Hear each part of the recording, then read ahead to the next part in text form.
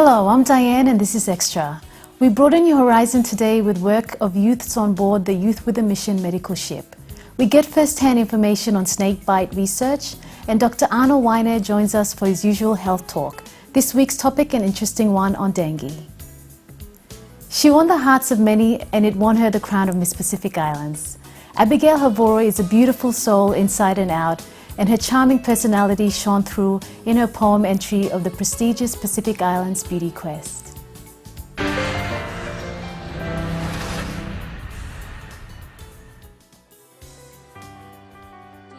Ask yourself, what is a role of a woman and why she is created?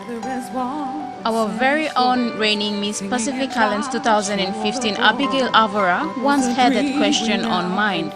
After seeking direction from God, Abigail then writes up a very remarkable poem for women and presented it during the 2015 Pacific Islands pageant in Cook Islands. The ongoing invisible battle, may love always win. I am a woman, created from men to work alongside men. My womb is the foundation of life and gateway for the next generation. I am a woman. I am voluptuous with that natural fullness only fitting for a woman. My embrace is safe and warm with eyes that see all goodness and truth. I am a woman, created to complement, purpose to help and not be enslaved. I nurture living souls. Living souls, the essence of who you are. It is what sets you apart from another. I am a woman, the entrusted caregiver. Like a potter is to clay, your every emotion, trait, and characteristic, I help mold to harness your potential. But I don't believe you realize the magnitude of this significance, because reality shows us that the tide of women's issues in this world is competing with the growing distorted images depicting women. Society has responded by creating avenues to raise women, to empower them. So I ask myself, who are women constantly trying to prove their worth to? Who are we looking to gain respect from? Who are we pleading to? Who are we fighting against? Men.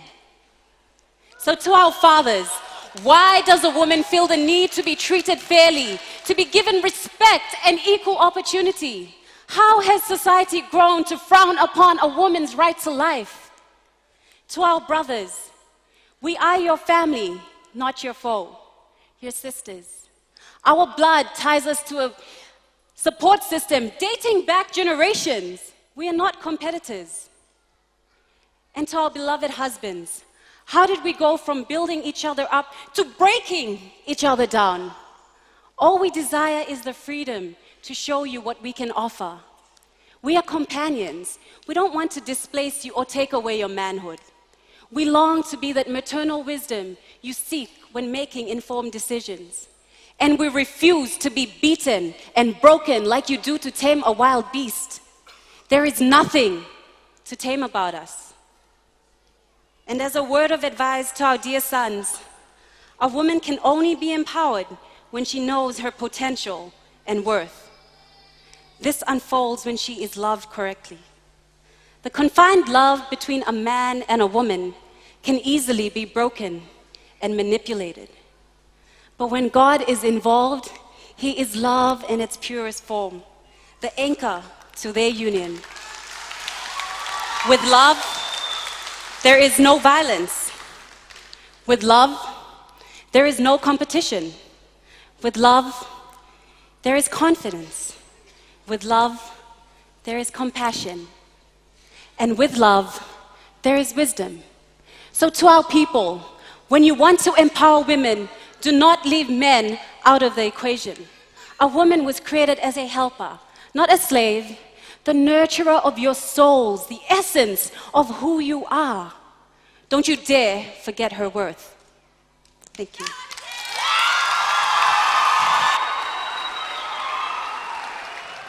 The poem has seen her winning the Best Talent and also contributes to her winning the Miss Pacific Islands 2015. Please put your hands together for Miss Pacific Islands 2015, and she is... We're getting Miss Papua New Guinea.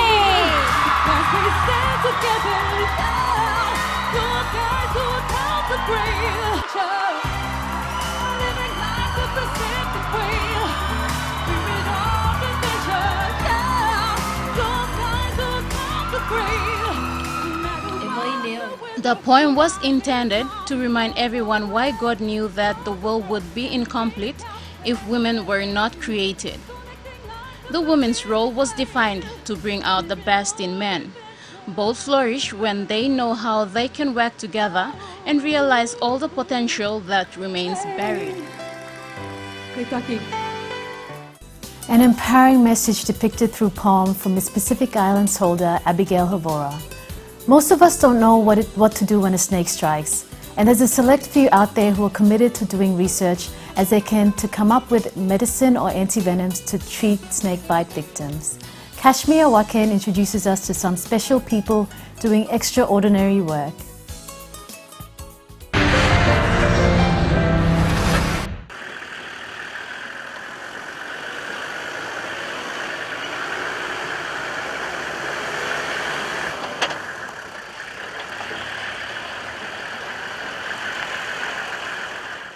Siraka is a 10-minute drive out of Port Moresby. Due to terrible road condition, it's quite hard to reach in 15 minutes. While people here mostly depend on garden food for survival,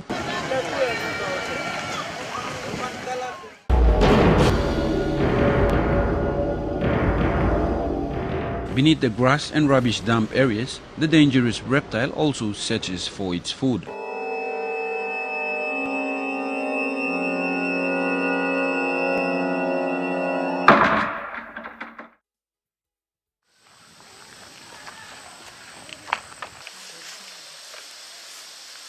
This was just off the side of the road, on the side of the road. So this is a good sign that there's snakes around here. You get worried when you see all these small children walking around just beside the road or in a bush. People here are at risk of getting bitten by snakes as they do not wear protective gears, such as snake researchers Owen and Benjamin. They go hunting for birds or something in the bush, and they're busy with their slingshots looking up, but they don't see where they're putting their food.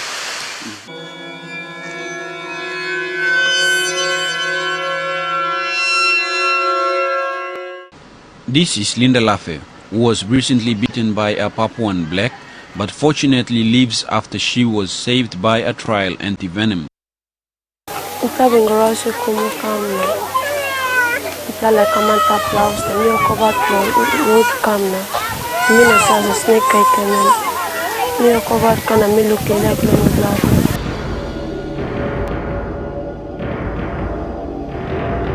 Siraka community elder Joshua Farapo takes the team down to the area where Linda was bitten and explains on the different types of snakes that were found around the community. 50 or 60 or 70 blaman number snake ni kay mo. Tatlo la pun kam lo yang lo mo goren or piginin snake. Sambla mo kay na die. The snake bite team gathered the community and started awareness on first aid in case of a snake bite emergency scenario. Time snake again man, poison ino sa go inside of blood same time. I'm say stab lo muscle, side lo muscle. So time you move, you squeeze muscle, you poison by one time. So we me like swim play, mosem. Taiti what I stick tasol. Na this man must not walk about. All man must carry him. Na same what I hand, so snake ay lohan, one up lohan em kay game you. You taiti what I stick tasol. So the tenon na wogi osem ma. Main idea em mosem. Eno na move in this la ano leg. So this la size mo ro.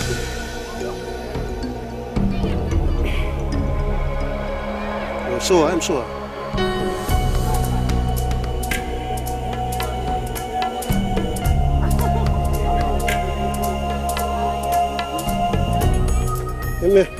Ino tie too much, na ino loose too much. You can put it two finger. Na this la leg mas so. So doctor by looking mo some blood by roll. Yeah. Sasu karang namin by hard lo sa. Yeah. But this la kanya by mas tie team ka mol gira kamlo hip. Ino na blusi o sento so. Sinabla lap gen na tie team. Yeah.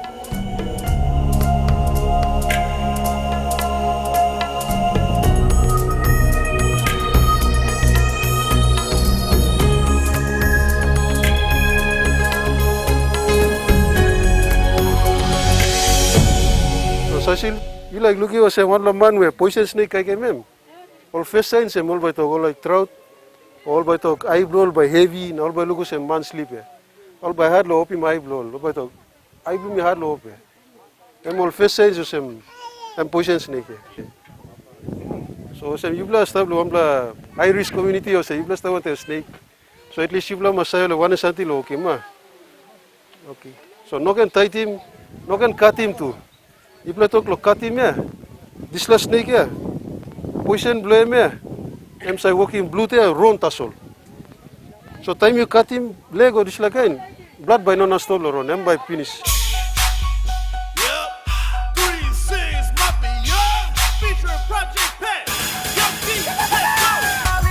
Definitely not a dream to meet up close to snake nor get bitten. Thanks to the Snake Clinic team for that story. Coming up, Talking Dengue with Dr. Arnold Waine.